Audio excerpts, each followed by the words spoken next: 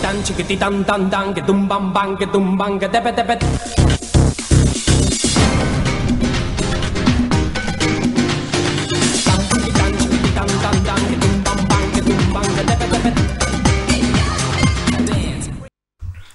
Très heureux de vous retrouver sur Congo Buzz Télévision, mesdames et messieurs, avec cette émission plateau d'honneur animé par les vôtres, Bems Badjoko. Je ne cesse pas de marteler dès le début déjà, si vous aimez ce que nous sommes en train de faire, la meilleure façon de nous soutenir, c'est de vous abonner, d'activer la cloche de la notification. Ça fera énormément plaisir. Un grand merci à cette équipe dynamique de Congo Buzz Télévision qui permet que le chose se passe super bien. Je vois Chrislin, je vois je vois Bestel, je vois Yakalonda, mais aussi Paul Kossa est avec nous, en tout cas pour l'organisation de la production de ce soir. Ça a bien boosté sur nos réseaux sociaux, vous savez très bien. Bon, pas forcément, vous savez très bien, mais l'invité de ce soir, c'est Sabri Mundele, manager d'artistes.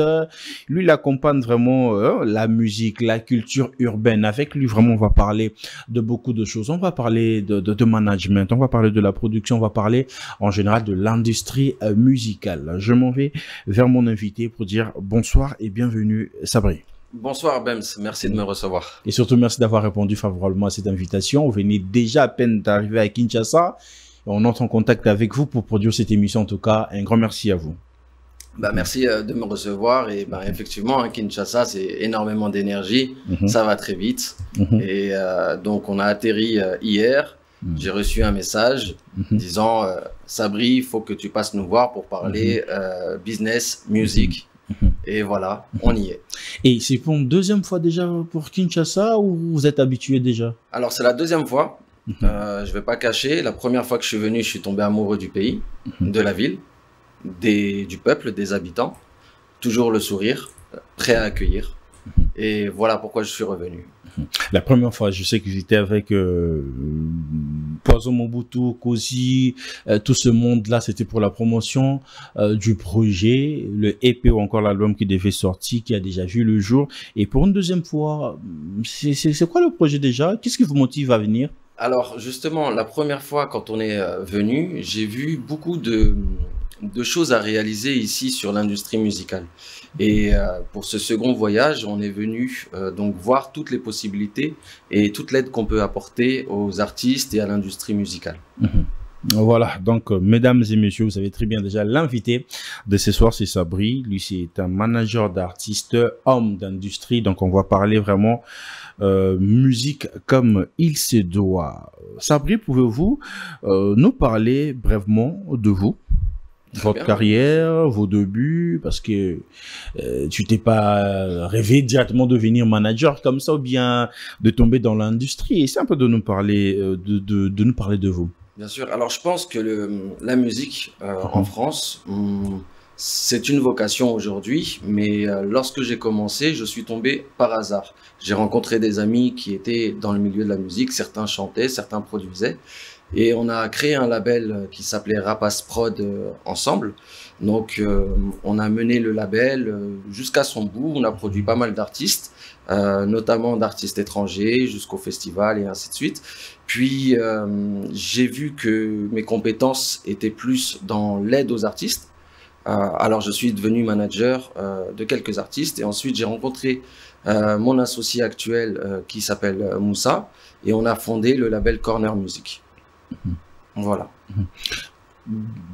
Très au début, avec deux hommes d'industrie, ça commence parce que j'étais danseur, j'étais rappeur. Mais c'est qui n'a pas été le cas pour vous? Oui, alors, si, j'ai été rappeur aussi. Ah ouais, je savais, donc ça devait commencer d'abord par là et Effectivement. Mais je le cache un peu parce que je n'avais pas ton talent tout d'abord. Je n'avais pas le talent des artistes que je défendais. Et c'est pour ça que, comme j'ai toujours été passionné par ce milieu ou la musique, et je suis passé du côté, du manager, de l'entrepreneuriat dans la musique. Parce que vous voulez soutenir, c'est donc qu'il y avait déjà les talents. C'est ça en fait. Oui, c'est ça. Après, c'est pas une question qu'on se pose. La passion, on fait généralement ce qu'on aime.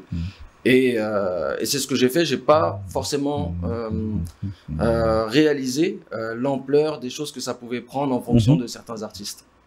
Mais il faut le dire que vous êtes un expert de l'industrie musicale internationale.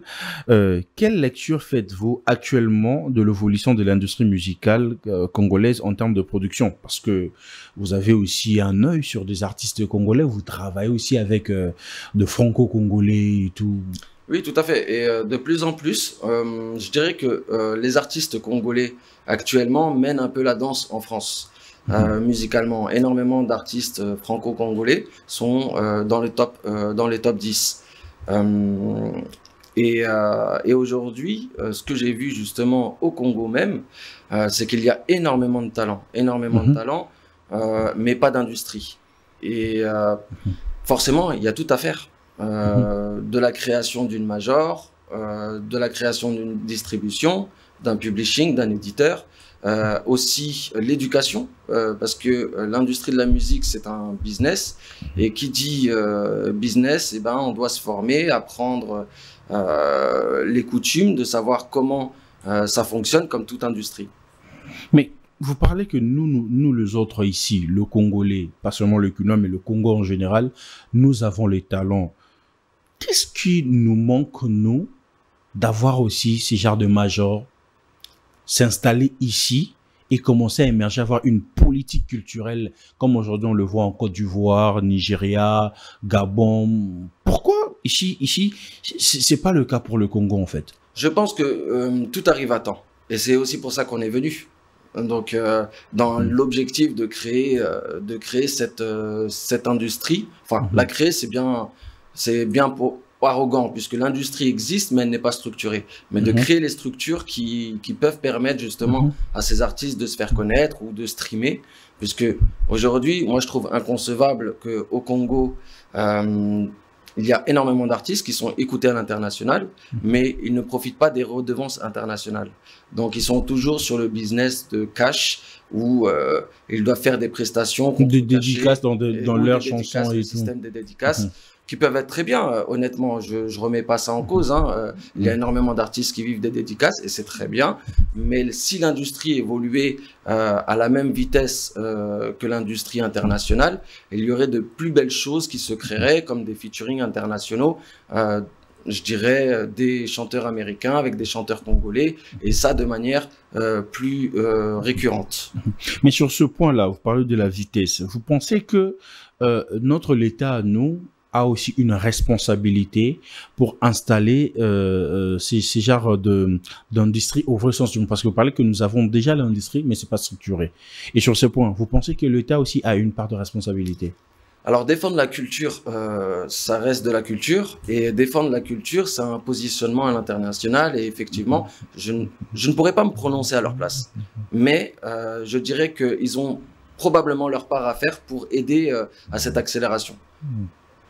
Mais aujourd'hui, notre société souffre d'une crise de confiance, de récompense. Connaissez-vous 2 ou 3 artistes congolais évoluant en RDC qui ont de vrais titres, genre ces trophées, disques d'or, de récompenses musicales? Alors, j'ai pas regardé justement toutes les certifications que les artistes congolais ont, mais ça part du même principe encore, puisque aujourd'hui les certifications sont issues du stream, enfin du nombre de ventes anciennement par le nombre de ventes d'albums, et aujourd'hui du stream.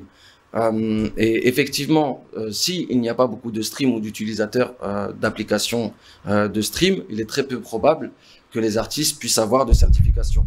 Mais évidemment, on connaît tous Kofi, qui est un très très grand artiste à l'international, donc j'imagine qu'il a eu des certifications.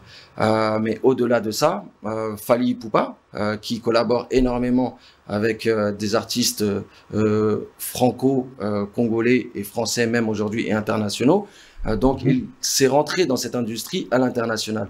Et effectivement, le besoin aujourd'hui, c'est de répliquer cette industrie, la ramener ici, pour faire profiter ce système aux artistes nationaux, sans avoir le besoin d'aller forcément sur l'international ou sur la France pour pouvoir profiter du stream ou des certifications.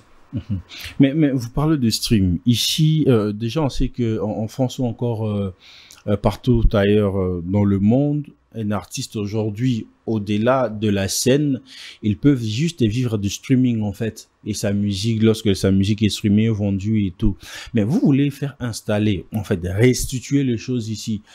Ici déjà, 60% de notre population, on peut dire il y a que 15 ou 10% qui utilisent l'Internet. Pensez-vous que ça serait un pari gagné? Alors, comme tout pari, rien n'est gagné. Mais par contre, c'est un long chemin. Et effectivement, quand on parle de stream, on parle d'application, donc d'Internet. Et l'accès à Internet reste encore difficile. Enfin, difficile. Elle n'est pas illimitée comme on peut l'avoir de manière normale. En France, par exemple, on a tous des forfaits illimités, donc ce qui nous permet d'aller sur Internet, de regarder des vidéos sans avoir à avoir peur de perdre 16 gigas et ainsi de suite. Mais effectivement, ici, quand on fonctionne avec des recharges, on va forcément faire plus attention à ces gigas et donc aller moins sur les applications de streaming. Et sur le panier moyen du consommateur ou du public, aujourd'hui, il se voit mal payer 9,90 € ou 11,90 € par mois pour pouvoir avoir accès à de la musique en premium. Mais aujourd'hui, Sabri, vous êtes manager d'artistes, vous maîtrisez bien l'industrie. La grandeur d'un artiste aujourd'hui, elle est définie en quoi? Gagner des disques d'or, faire des streams, ou encore collaborer avec des artistes de renom? Alors, ce que j'ai vu justement à Kinshasa et ce qui me pousse à venir ici et probablement m'installer pour pouvoir suivre cette passion, c'est qu'ici j'ai rencontré des artistes. Et donc il faut bien faire la distinction entre artiste et star ou star du showbiz. C'est deux choses différentes. Parce qu'il y a des personnes qui font de la musique justement plus pour faire du divertissement et créer du produit, créer du catalogue, se faire connaître sur les réseaux, vivre de leur passion. Et il y a artistes avec un grand A, où cette partie business les intéresse un peu moins. Mais ça reste néanmoins de grands artistes. Mais aussi, est-ce que notre musique a aussi un impact visible dans le milieu où vous évoluez en tant que manager, en tant qu'homme de culture ou homme d'industrie? Il faut savoir que la rumba, l'afro, a totalement révolutionné la musique aujourd'hui. L'urbain, l'afro-urbain provient en grande partie de la rumba. De la rumba. Waouh! Donc c'est quand même incroyable et c'est justement cette musique qu'il est temps d'exporter de façon, je dirais, de façon authentique pour donner l'accès au reste du monde et dire que pour moi vous êtes les numéros 1 de la musique. Mais est-ce que nous-mêmes nous sommes conscients de ça, nous Congolais? Est-ce que nous sommes conscients de ça? Parce que tu vas voir un artiste qui fait la rumba, mais il est plus influencé par la musique étrangère, oui, en se disant que, ah bon, je fais de la rumba, mais je vais faire un album divisé par deux, dans le sens où ça, c'est un album 100% rumba. Ça, je voulais faire le zédou aux Européens, je vais faire une musique à l'européenne, en fait. Est-ce que nous-mêmes, on reconnaît vraiment cette grandeur-là? Alors, c'est ce que vous êtes en train de dire ici. L'herbe est toujours plus verte ailleurs. Et effectivement, les artistes vont essayer de sourcer, de s'imprégner d'autres artistes, et notamment venant de France ou de rap US, pour être à la page ou pour tout simplement créer une différence avec les artistes qui les entourent ici, pour tout simplement être différents. Mais je dirais qu'ils n'ont rien à envier, parce qu'il y a cette musicalité que l'artiste congolais a en lui. Et c'est ça qui permet d'inventer de nouvelles choses et de créer des morceaux qui peuvent faire voyager immédiatement, parce que nous n'oublions pas, la musique elle est là pour ça, pour nous faire voyager. Mais d'après vous, Sabri, que manque-t-il aujourd'hui la musique congolaise? D'après vous, que manque-t-il aujourd'hui à la musique congolaise pour rayonner à l'international? Notre label, Corner Music. Ah, ça... Il manque votre label. Voilà. Non, je plaisante, c'est prétentieux. Je pense qu'il faut plus d'entrepreneurs dans la musique. Il faut savoir qu'un artiste a en moyenne une équipe de 5 personnes pour pouvoir diriger sa carrière. Un artiste populaire qui souhaite être connu, vivre de sa musique, peut rarement le faire tout seul. Il est obligé de se créer une équipe autour de lui parce qu'il ne peut pas tout gérer. Lui, il peut gérer sa musique, aller en studio, mais derrière, il lui faut son beatmaker, peut-être un auteur qui l'aide à écrire, parce que généralement, même un artiste qui sait très bien écrire a sa propre vision des choses, mais quand on a une personne tiers à côté, eh ben, ça aide souvent à avoir un autre angle de vue, ça peut aider. Il a besoin d'un chef de projet, d'un manager, d'un producteur, d'un community manager. Et c'est en créant justement cette équipe parfaite qu'ils peuvent aller plus loin. Waouh. Mais Sabri, pensez-vous que la rumba, parce que vous parlez vraiment plus de la rumba et tout, et forcément j'espère que vous écoutez plus la rumba que le rap? J'écoute de tout. J'écoute de tout. J'aime la musique en général. Mais pensez-vous que la rumba soit une musique assez qualitative pour conquérir le monde comme le font les autres musiques afrobeat, le dancehall ou amapiano surtout aujourd'hui et les autres? Oui, bien sûr. Je dirais que chaque pays arrive un peu avec son style et réoriente sur les tendances actuelles. Donc, on a pu voir justement l'afrobeat émerger du Nigeria avec Burna Boy, avec un style qui touchait à l'international, donc avec les codes et les structures de morceaux internationaux, mais sur de l'afrobeat. Donc, ils ont créé leur propre style. L'Afrique du Sud avec l'amapiano. Aujourd'hui, on a d'autres musiques latino qui arrivent aussi hors reggaeton, qui s'adaptent plus aux codes internationaux. Et je pense sincèrement que ça vient des plateformes. Parce que l'homogénéité des morceaux sur les plateformes, le fait d'avoir accès à tout un catalogue différent, permet aussi bien aux artistes ou aux producteurs de lisser, je dirais, pour correspondre aux besoins des auditeurs. Mais nous, ici au Congo, on a eu des artistes depuis des décennies qui ont vraiment influencé la musique africaine. Mais on n'arrive pas à voir, même dans cette génération, des artistes qui signent avec de gros labels, en fait. Je ne sais pas. C'est quoi le vrai souci avec nous? C'est toujours pareil, une équipe, un entrepreneur derrière, puisque un artiste, pour signer, aujourd'hui, il a besoin, je dirais, de 3 choses. D'avoir de la popularité, d'avoir la facilité d'exécution, donc la facilité de créer des morceaux, d'être accessible sur les réseaux et surtout une bonne équipe. Une maison de disques ne va pas signer un artiste s'il n'a pas une équipe autour de lui. Ou très rarement.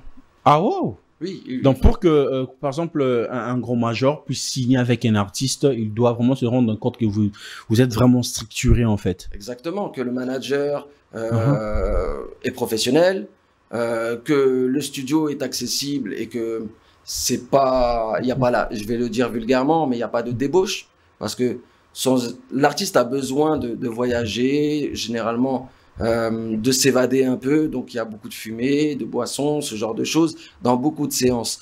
Mais à partir du moment où ça devient un peu plus professionnel, il y a un ingénieur du son, des horaires, et comme je le disais, une équipe, un community manager. Et lorsque la major ou la maison de disque ou le chef de projet d'une maison de disque, peu importe les personnes qui sont en charge de signer les artistes, voient que l'équipe tourne et qu'il n'y a aucun problème, c'est plus facile d'accéder aux maisons de disques.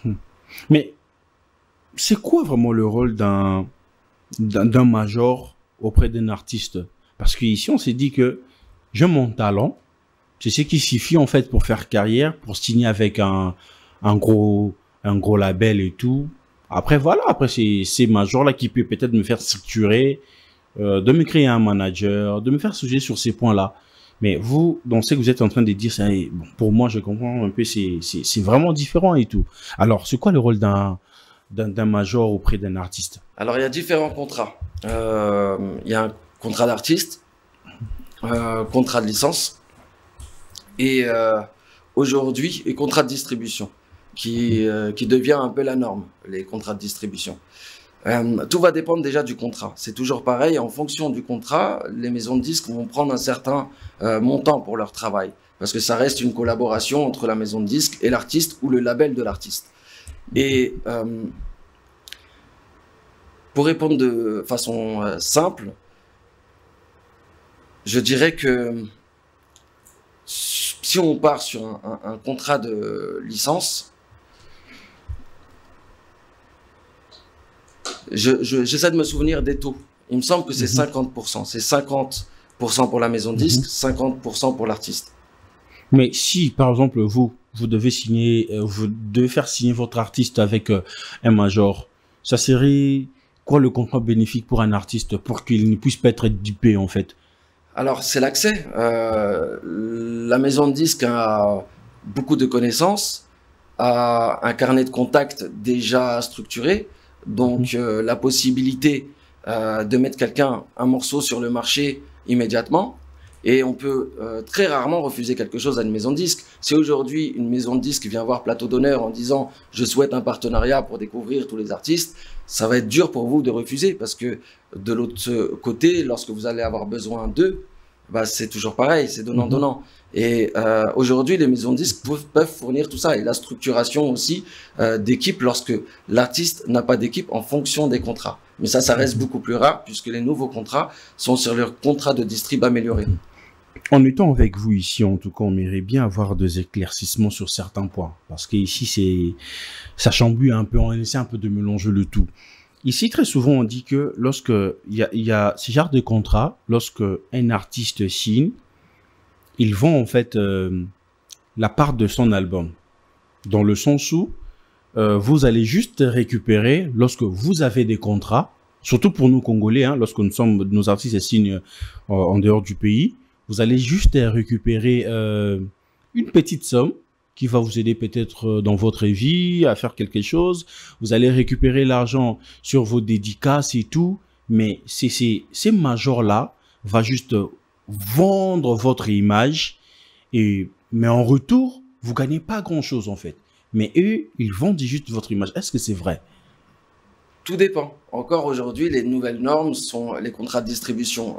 Là, tu me parles d'un contrat d'artiste. Et effectivement, là, ça part sur le point de contrat d'artiste. D'artiste, en fait. Et il ne faut pas oublier surtout qu'une avance, c'est une avance. Une avance, on vous avance l'argent. Donc, la production doit récupérer cet argent. C'est un prêt. Et souvent, les artistes, quand ils reçoivent une avance, pensent que c'est un don. Ou que c'est pour avoir un cachet pour les avoir signés. Mais dans la majorité du temps, si c'est pas bien négocié, il faut rembourser cette avance sur les ventes de l'album. Et si c'est pas remboursé, si votre album ne marche pas sur le terrain, bah, ça arrive en fin de contrat. Ça peut arriver, ça arrive très très souvent. L'artiste reste débiteur, mais la maison de disques, elle est raisonnable. Généralement, je ne vais pas me prononcer pour les maisons de disques du monde. Moi, je parle pour nous. On ne va pas réclamer cet argent si la personne ne l'a pas et que ça a été difficile, si le contrat s'est bien passé, si l'artiste a respecté ses engagements. Donc, sortir son album, créer de manière sérieuse sa musique et surtout aider à se faire connaître, faire son maximum, quoi. Mais au-delà de l'urbaine, vous écoutez la rumba, vous connaissez pas mal des artistes. Et ici, non? Alors, pas mal, non. Pas mal, non. Par contre... À part, vous venez de citer Kofi, Fali, qui encore que vous connaissez? Jacob J. Excellent artiste. Jacob J. Oui, je tiens à souligner que c'est un artiste en devenir. Et que je pense que ce sera peut-être la première signature congolaise qu'on fera avec lui. Du moins, on l'aidera à accéder aux maisons de disques. Voilà. Ensuite, Gaz Mawete, forcément, très grand artiste. Pour citer les féminines que je ne connais pas tous, excusez-moi, pour ça, il faut nous contacter. On n'attend que ça, de découvrir de nouveaux artistes, de nouveaux talents. Janelle. Très très grande artiste en développement qui se développe et très très bien. Il me semble Rebo qui est très connu, donc de plus en plus connu à l'international. Ah, Rebo, le plus connu à l'international. Qui commence à être très connu. Ok. Je pense qu'elle aussi, elle est très prometteur en carrière artistique internationale. Mais Sabri, ici, il y a un débat qui fait chaleur en fait au Congo. Mais j'aimerais bien vous poser cette question, avoir un peu votre avis. Excusez-moi, j'ai oublié. Et forcément, étranger en service aussi. Poison Mobutu. Bah oui, il est toujours là pour Nyama et donner la Escobar force. Maxon. On vous oublie pas. C'est qui pour vous un artiste international? Très bonne question. International, ça veut dire quoi? Est-ce que ça veut dire un artiste qui est écouté à 13 TV en Côte d'Ivoire ou aux États-Unis par une personne derrière son écran qui ne connaît peut-être pas le Congo? Donc, je dirais que c'est un artiste connu par la majorité de tous et dans les pays où il n'évolue pas forcément. Ok. Donc on peut dire Ferregola international, Rebo international, Kofi international, Poison international, enfin français, congolais, mais international. Il y aurait qui encore aujourd'hui? J'ai besoin de réfléchir. Si tu as des pistes, tu peux m'aider. Il y a des gens dans le chat, c'est ça? Bah ouais. Alors ils peuvent nous aider aussi. Mais nous parlons plus vraiment de l'industrie et tout. Pourquoi nos artistes à nous, congolais, par exemple en parlant de Maître Gims, aujourd'hui qui représente bien le Congo à l'étranger, mais qui n'investit pas musicalement dans notre pays? Mais vous, qui n'êtes pas congolais, vous pensez investir musicalement au Congo? Alors, je pense que je vais pas parler à la place de Maître Gims, mais quand on est un artiste de son envergure, on passe sa vie dans l'avion. Et c'est très difficile de passer d'un décalage horaire à un autre et de devoir penser à sa carrière artistique, à ses affaires annexes, à sa famille. Et en plus de ça, continuer à développer dans la musique. J'imagine que si il a un souhait d'entreprendre, ce sera hors musique pour pouvoir justement faire autre chose. J'imagine. Mais ça, la réponse lui appartient. Mais à quel moment peut-on parler de l'industrie musicale? Lorsqu'il y a des redevances, lorsqu'un artiste peut vivre de sa musique, lorsque les artistes comprennent les choix qu'ils peuvent avoir pour pouvoir vivre de leur musique et donc définir une stratégie pour pouvoir exercer de manière professionnelle. Nous allons tout doucement chuter vers la fin de notre entretien, Sabri, mais il y a quand même de questions qui sont en train d'écouler ici parce que vous avoir sur ces plateaux, on est vraiment en train de mettre la lumière sur certaines zones d'ombre. D'après vous, quels sont les artistes congolais qui répondent aux normes et stars internationaux? Venant du Congo? Venant du Congo. Je l'ai cité tout à l'heure, Jacob J. Honnêtement, c'est un coup de cœur et je pense que il va faire une très grande carrière. Et ensuite, évidemment, Ferré est déjà très soutenu, très connu. Donc la question ne se pose plus. Inos B, qui a aussi un très fort potentiel sur le marché international, je dirais plus, aussi bien africain, qui englobe justement tout ce qui est afro, Nigeria, ce genre de choses. Mais au-delà de feeling, en fait, comment ça se passe de featuring entre deux artistes et comment vous gérez ça? Ça demande de l'argent ou il faut... C'est des artistes, le feeling puisse passer ou comment? Ça dépend des circonstances. Ça dépend aussi du niveau de l'artiste. Dans quelle position il est? Est-ce qu'il est dans une position où il est encore en développement ou il a déjà un gros catalogue et il ramène du flux avec un public? Forcément, si on fait fitter un petit artiste avec un gros artiste, il y a deux possibilités. Soit c'est purement business et dans ce cas, le plus gros artiste va voir quel est son avantage ou quels sont ses avantages à faire décoller le plus petit artiste, ou si c'est un coup de cœur, et ben là, c'est la musique qui parle.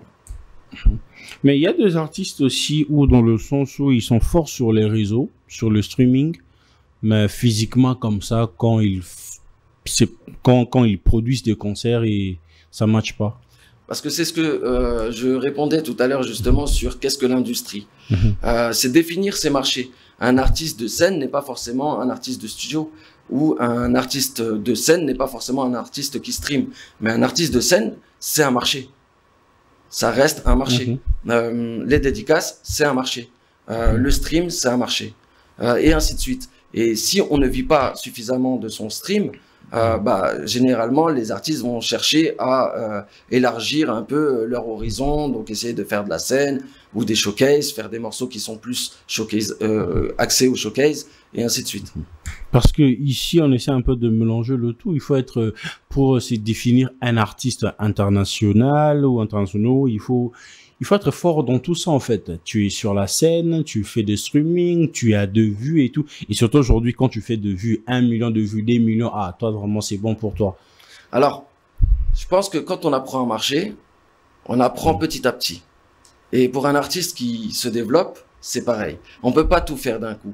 Si on est bon sur scène et qu'on a une opportunité de se faire connaître grâce à la scène, il faut foncer. Si c'est ça son axe. Si c'est le studio, parce que on a la possibilité d'enregistrer tous les jours, tous les 2 jours, pour pouvoir faire beaucoup de morceaux, il faut continuer sur cet aspect. Si on est bon sur les réseaux, il faut continuer sur cet aspect. Parce qu'une fois qu'on se professionnalise, qu'on crée son équipe, le reste va arriver. La scène, le stream, ou encore toutes les nouvelles possibilités qui existent aujourd'hui.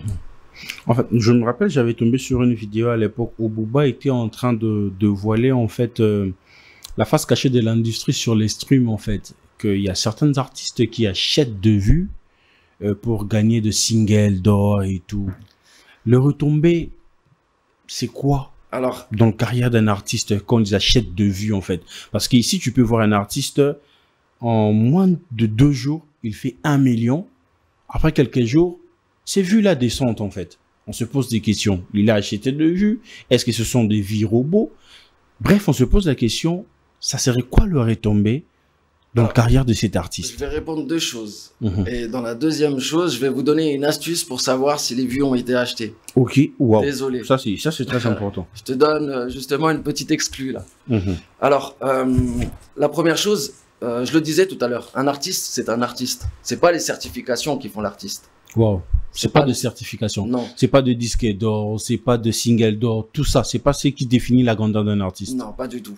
Par contre, ce qui définit un artiste, c'est lui-même. C'est lui qui, dans ses attitudes. Un artiste, par définition, il crée. Il crée de la valeur, il crée des choses. Maintenant, les personnes qui souhaitent des certifications, c'est tout à leur honneur. C'est des marqueurs. Se dire à quelle étape on en est de sa carrière. Mais aussi, les réseaux ont poussé à ça. Parce que ça crée de la concurrence, ça crée de l'envie. Quand on voit un artiste qu'on a côtoyé, fréquenté, qui passe au statut de single de diamant, forcément, quand on veut chanter ou on a chanté, on est sur le même angle, sur le même couloir musical, eh ben, on a envie, nous aussi, de se représenter avec un disque pour dire que on a quelque chose, c'est une certification. Mais un artiste, pour moi, à mon sens, n'a pas besoin de certification pour se sentir artiste ou se sentir aimé. Dans le monde d'aujourd'hui. C'est ça. Dans le monde d'aujourd'hui, c'est quelque chose, en fait. Tout à fait. Alors, la petite astuce? La petite astuce pour... là, c'est tout le monde qui est en train d'attendre, en fait. Hein. Okay. Alors, c'est très simple. Généralement, aujourd'hui, quand on n'achète pas de stream. Il y a des bots, mais ça ne fonctionne pas, puisque les artistes ou les maisons de disques n'ont pas intérêt d'acheter des bots, et ça se fait de moins en moins. Même très rarement, parce qu'ils ne sont pas rémunérés. Ça veut dire qu'on dépense de l'argent dans la promo pour gonfler les stats, mais les algorithmes ne les prennent pas en compte. Donc, on va avoir 100 000, 200 000 vues, mais la vidéo ou le morceau ne va pas être poussé par l'algorithme. Donc, ça va pas créer de la valeur ou plus de vues. Par contre, les normes d'aujourd'hui, c'est de faire du Google Ad, donc faire de l'ADS, de YouTube ADS, et comme les tarifs sont en fonction des pays, pour la France, ça reste très cher de faire de la publicité. Sur Google AdSense. Voilà, exactement, sur YouTube Ad.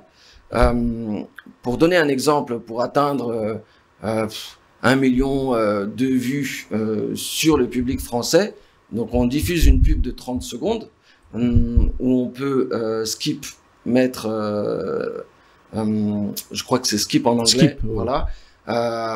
Au bout de 30 secondes, ça revient à 2 500 €. C'est pas empêché d'utiliser Google Non, AdWords, parce qu'ici il y a mais beaucoup des artistes qu'on a jeté de pierre sur ces points-là. Non, il achète de vues, il utilise du Google AdSense et tout, ce vu non, c'est pas vrai et tout. Il faut avoir vraiment de non, c'est l'éclaircissement des sur ce vraies point. vues, mais c'est comme tout. Quand aujourd'hui on regarde une pub sur YouTube, on appuie sur skip parce qu'on n'a pas forcément envie de la voir. C'est, je dirais même très rare que on ait envie de continuer toute la pub. Donc c'est quand on a un coup de cœur ou quand la pub est bien ciblée. Voilà, maintenant c'est le travail justement de tous les marketeurs digitaux de bien cibler l'audience.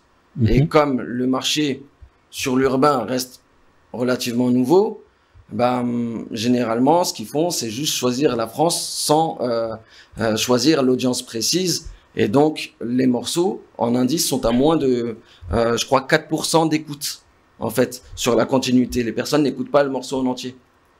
Et pour deviner, je dirais que c'est de la triche, c'est pas réellement de la triche, mais que c'est fait pour gonfler, au lieu que ce soit le pays de destination, donc par exemple, pour faire connaître son morceau au Congo, choisir une audience congolaise, les personnes vont choisir une audience en Inde, parce que ça coûte beaucoup moins cher. Donc, au lieu d'atteindre 2500, par exemple 2500 € pour 1 million de vues en France, 2500 € va permettre d'accéder peut-être à 2 millions de vues, mais venant d'Inde.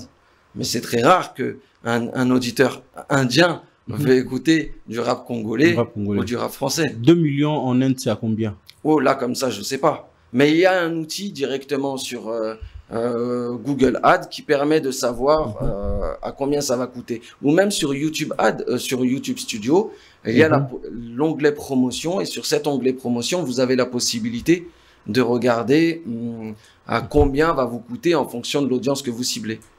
Mais je recommande Google Ads parce qu'il y a plus de précision. Parce qu'il y a plusieurs artistes ici qui utilisent plus l'Inde en fait. Et il y a de captures qui se font, les gens partagent et tout, et c'est un peu mais c'est normal d'attaquer ces artistes-là. Tu sais, c'est normal. C'est comme un commerce. Si toi tu ouvres un commerce, tu veux qu'il y ait du public qui vienne. Si tu ouvres un café, tu veux des gens qui viennent consommer ton café. Mais après, je veux pas m'investir. Par exemple, je suis un artiste, je peux pas m'investir en faisant de la pub en Inde. Aussi longtemps je sais que je vais pas se produire là-bas pour de vues seulement sur Internet, et aussi longtemps je suis ici au Congo. Et quand je vais produire un concert ici au Congo et que j'arrive pas à réunir même 500 personnes, 1000 personnes, c'est la crédibilité de l'artiste qui joue aussi. C'est ça, ça n'a pas de sens de faire ça, justement, surtout si c'est pour un concert local. Il faut cibler une audience locale qui est susceptible d'acheter vos billets de concert, qui a cette possibilité. Donc c'est un public très très précis qu'il faut cibler. Donc c'est encore une autre stratégie marketing à adopter. Et justement chez Corner Music, on a cette expertise, on a un pôle qui est expert dans la stratégie marketing. Vous venez ici pour s'installer, ici un peu d'aider nos artistes. Aujourd'hui, pour qu'un artiste, pour que sa musique puisse voyager, il doit seulement chanter en français ou en anglais, ou il peut rester en train de chanter en lingala, mais sa musique influence aussi d'autres coins du monde. Alors, on a pu voir par exemple Jungle E, qui a fait certains morceaux en lingala et qui passent très bien en France. Parce que déjà sa notoriété, ça fait quelque chose. Non, c'est la sonorité.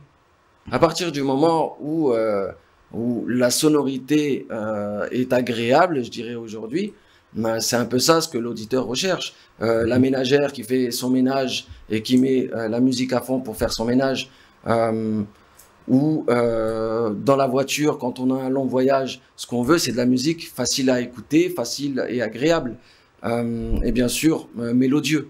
Et je pense que la mélodie, votre langue, lingala, permet cette mélodie. Et c'est ça qui est beau.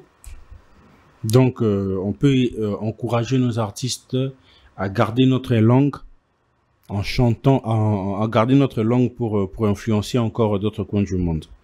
Tout à fait. Il n'y a pas de règle. Dans la musique, il n'y a pas de règle, pas de recette.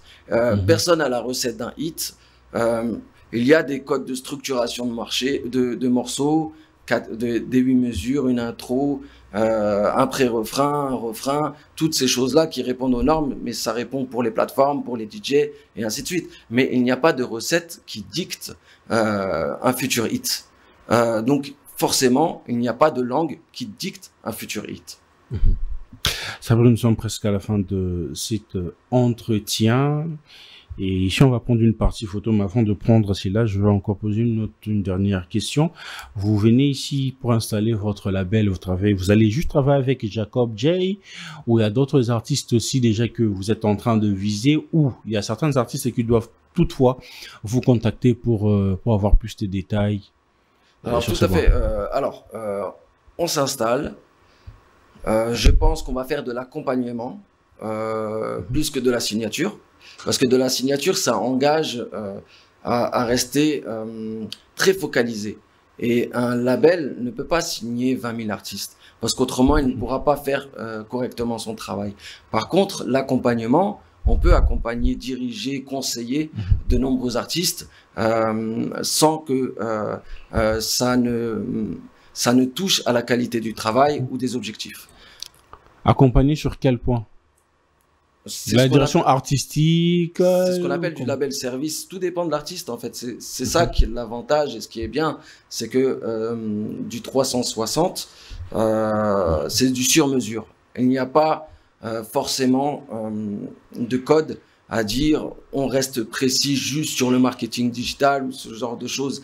En fonction de l'artiste, si le besoin de l'artiste aujourd'hui, c'est une stratégie, on va lui définir une stratégie, lui présenter les bonnes personnes et l'orienter dans ses choix pour qu'il puisse faire carrière correctement. Voilà, Sabri, nous sommes à la fin de cet entretien. Ici, il y a une partie qui est photo. Il y a des photos des artistes qui vont défiler. Vous aurez juste à... Il y a des pièges, hein. Pas assez de pièges. Vous aurez juste à dire quelque chose sur chacun d'artistes qui vont défiler ici. Bien sûr. Et moi, si j'ai des questions, je poserai aussi des questions comme ça on va finir. Voilà. Nous avons Weranson et Koffi Olomide. En fait, je ne trouve pas d'autres mots que légende, mais comme ils sont encore là, je peux pas utiliser le mot légende. Donc, quoi, pour nommer une personne légende, il doit mourir, quitter ce monde ou... Non, pas nécessairement quitter, mais être à la retraite, par exemple, c'est une légende. Ok. Mais là, pour moi... Quand ils sont encore en service, c'est difficile d'utiliser ça. Exactement, mais je vois pas de mot plus haut que légende. Référence. Ce sont des références de la musique angolaise. Exactement. Mais vous pensez, avec ce que Koffi a fait durant sa carrière, il continue toujours à faire, idem avec Weranson, est-ce que aujourd'hui la nouvelle génération peut faire au-delà? Oui, elle va faire au-delà. Elle va faire au-delà. Et je pense que justement, des grands artistes comme eux, ce qu'il faut savoir, c'est que des artistes qui tournent comme eux et qui ont beaucoup de carrière, ils ont vu beaucoup de choses dans la vie. Et ils ont donc beaucoup d'expérience. Et c'est important aujourd'hui de les écouter, de connaître la direction. Ils sont même à même de savoir plus de choses sur moi, plus de choses sur la musique congolaise et la direction qu'elle doit prendre. Et j'en suis sûr que en écoutant ces références comme Koffi et Weranson, la musique ne fera que bien se porter. Toutes les générations à venir, même si c'est pas exactement le même style musical, comme le rock et le rap aujourd'hui. Deuxième photo, Carlon.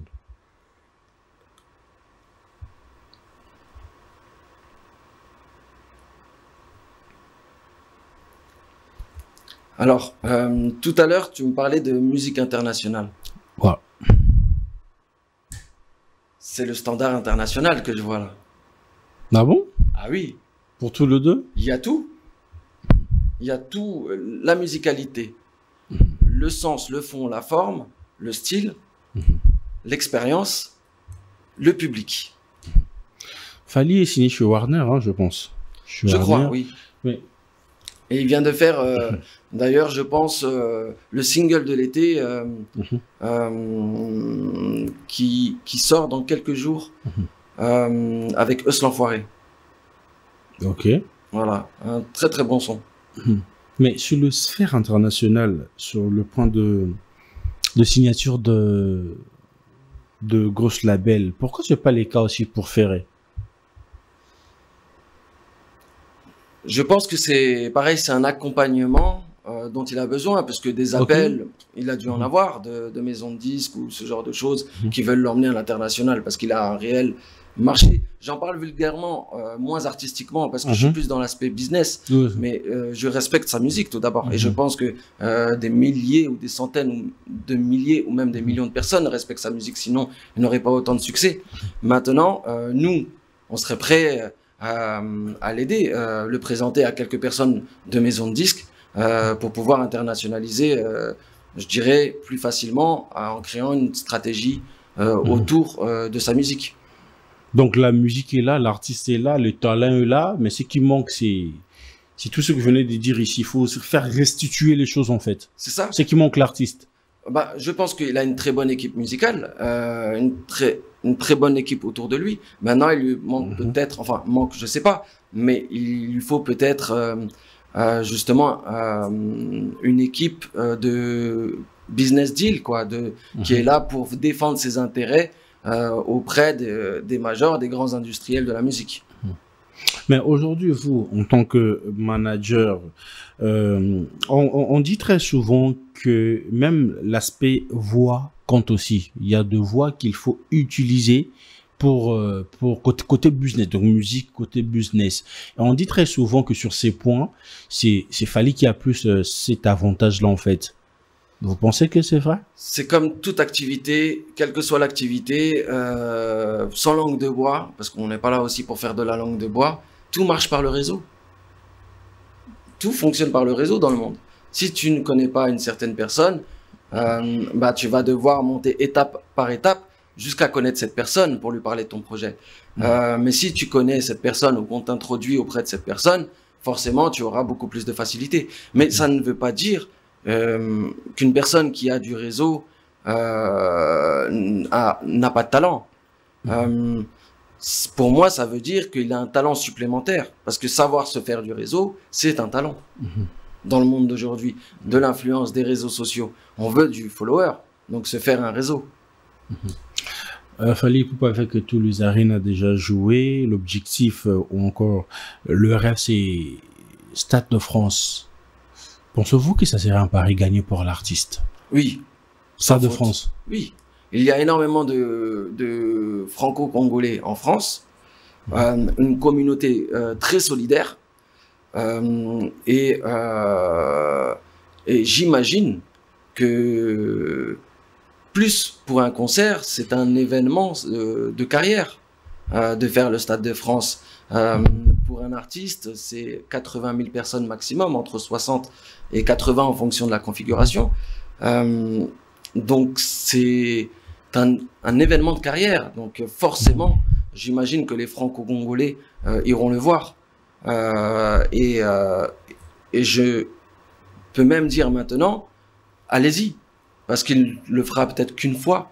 On ne sait pas, peut-être deux, mais en tout cas, le faire une fois, c'est déjà assez exceptionnel.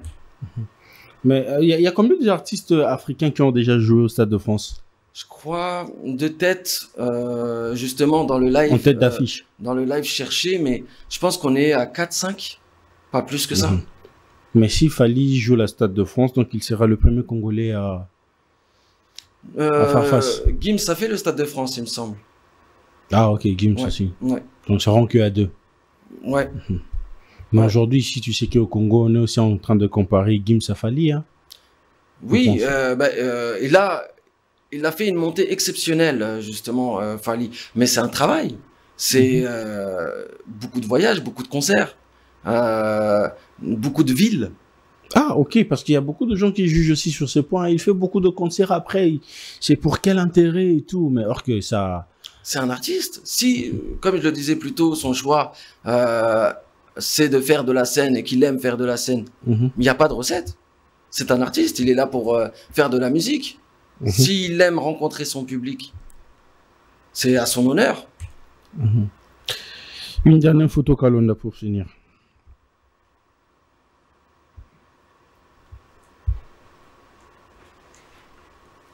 Alors, à mon goût, deux immenses stars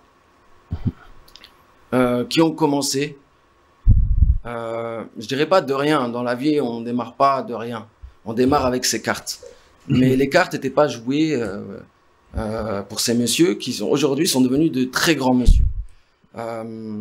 Et tout à l'heure, même s'ils n'ont pas créé de gros labels ou ce genre de choses, parce qu'ils ont déjà une grosse carrière et beaucoup de choses à faire, ils ont ouvert la porte à toute une génération d'artistes qui aujourd'hui émergent justement grâce à Gims et son frère.